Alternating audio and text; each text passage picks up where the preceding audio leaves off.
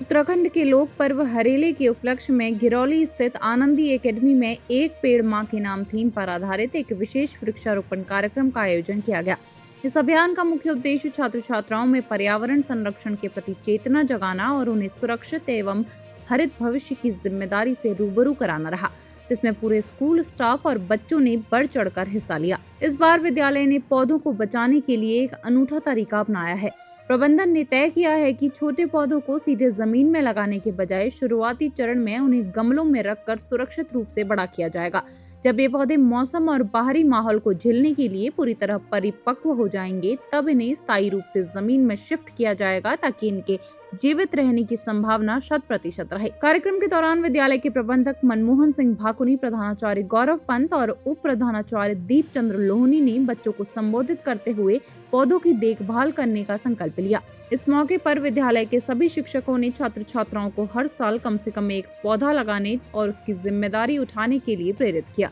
समारोह के समापन पर आनंदी एकेडमी प्रबंधन ने न सिर्फ छात्रों बल्कि अभिभावकों और समस्त क्षेत्रवासियों से भी इस हरेला पर्व पर अपनी माताजी के नाम पर एक पौधा रोपने की भावुक अपील की। स्कूल की ओर से समाज को यह संदेश दिया गया कि वृक्षारोपण महज एक दिन का उत्सव नहीं है, बल्कि यह आने वाली पीढ़ी को एक स्वच्छ और सुरक्षित वातावरण सौंपने का हमारा सामूहिक कर्तव्य है।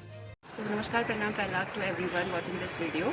I hope you all are doing well. On the behalf of Anandi Academy, I wish you all a very happy Harela. So as our folk festival Harela symbolizes greenery, nature and environmental conservation, it reminds us our responsibility and our duty towards our planet that we have to protect it by planting more trees. So as a part of this celebration, today we had a plantation drive in Anandi Academy. I hope our this little efforts will inspire you to plant at least one tree on this important occasion. So let us all to join our hand together and make our surrounding more green and more clean. Thank you. Uttarakhand लोक पर्व हरेला की हार्दिक शुभकामनाएं। जो हरेला पर्व वर्षा ऋतु के आगमन पर मनाया जाता है या जुलाई महीने में मनाया जाता है, जिसका मुख्य उद्देश्य है प्रकृति को संरक्षित करना। अतः आप सभी लोगों से मेरी ये गुजारिश है कि अधिक से अधिक संख्या में पेड़ लगाकर पर्यावरण को संरक्षित करें। और अंत में आप सभी को हरेले की हार्दिक शुभकामनाएं। धन्यवाद।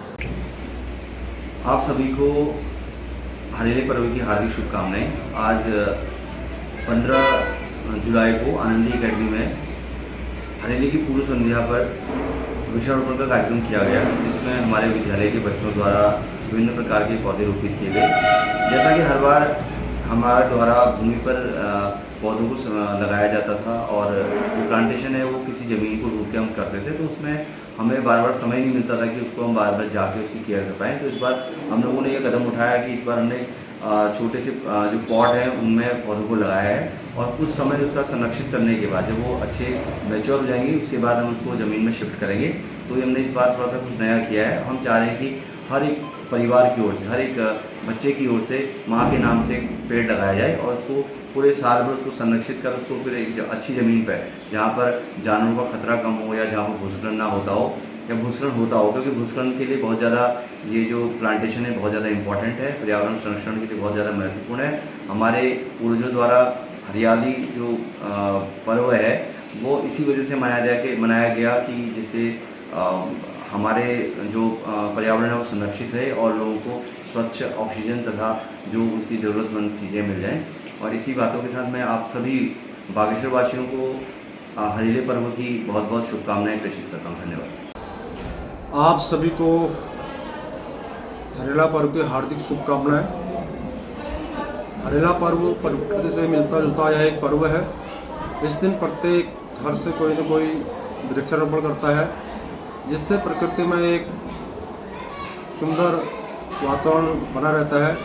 अधिक पेड़ लगने से अधिक ऑक्सीजन और भूस्खलन रोकने में सहायक सिद्ध होता है।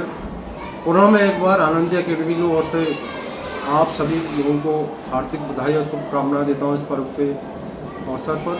धन्यवाद।